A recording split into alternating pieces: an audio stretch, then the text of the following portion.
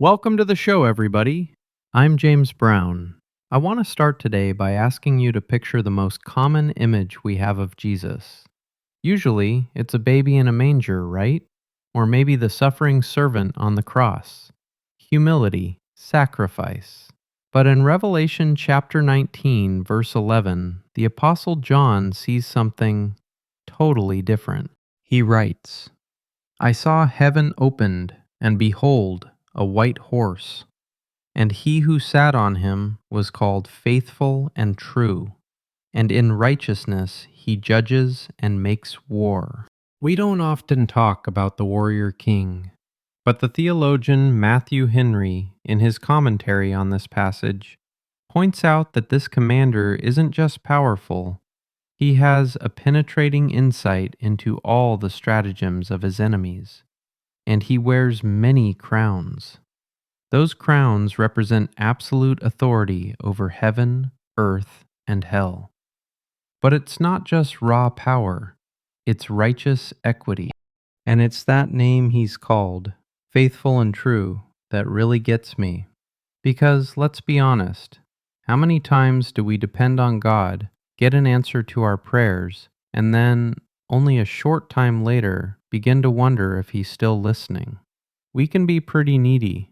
We cry for help, we get what we want, and the minute the next issue pops up, we're crying again, doubting if he's there. I've had to test that faithful and true name a few times in my life. I got lung cancer when I was 19 years old, barely out of high school. Survived that, and then at 21, I was hit with abdominal cancer. Fast forward a couple decades, I'm in my late 40s, raising a family, working full time, and right in the middle of the COVID outbreak, the abdominal cancer came back. When you're lying in a hospital bed, especially during COVID when visitors weren't allowed, the room is lonely. The quiet is agonizing. And you ask yourself, why does God allow this? He is the Almighty. He has no requirement to care about me. But He does. Even when He doesn't give us the answer we want or the result we think we need, we know He is waiting and listening and there. That penetrating insight Matthew Henry talks about, it means He sees the whole board, even when we can only see our own pain. And that brings us to the crowns. Christ wears those crowns of victory because He conquered sin and death, but on a very personal level, He also conquers the wrong directions in our own lives. Looking back, God protected me against the wrong paths, the wrong choices, things that could have destroyed me long before the cancer tried to. I look at my life now, 2 grown children, grandchildren on the way, a home, a car. I spent 12 years volunteering in search and rescue, 10 years driving a church bus, and now I get to teach youth about amateur radio and photography. I am blessed beyond measure. People sometimes ask, what makes us, as Christians, any more worthy than non-Christians? And the answer is, absolutely nothing. We are both sinners. We're all in the same boat. Life here is temporary. 120 years maximum if you're incredibly lucky. Trials are going to come, and we are all going to die, except Jesus, who arose after 3 days. He has power over death. And because of that, every trial we survive, every blessing we enjoy, becomes a crown of thanksgiving that we ultimately just cast right back at His feet.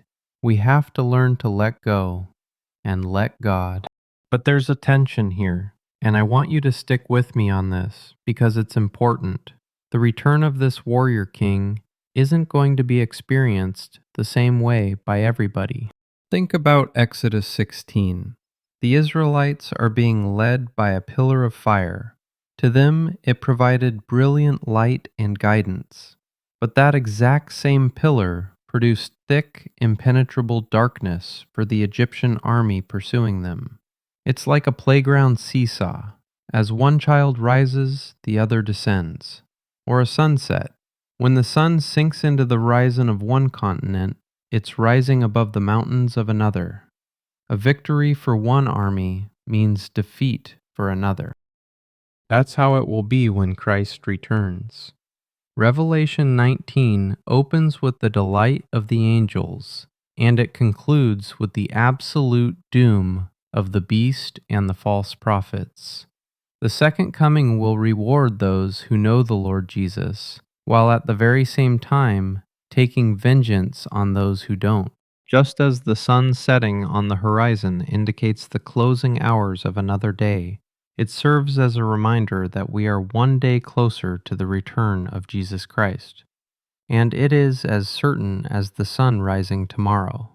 He will return. So I'll leave you with this question to chew on today. When you think about that white horse and the commander who is faithful and true, does your heart jump up with rapture, knowing he's coming? Or do thoughts of his appearing fill your heart with terror? Whatever you're facing right now, continue your walk. Never give up. Let go and let God. Thanks for listening.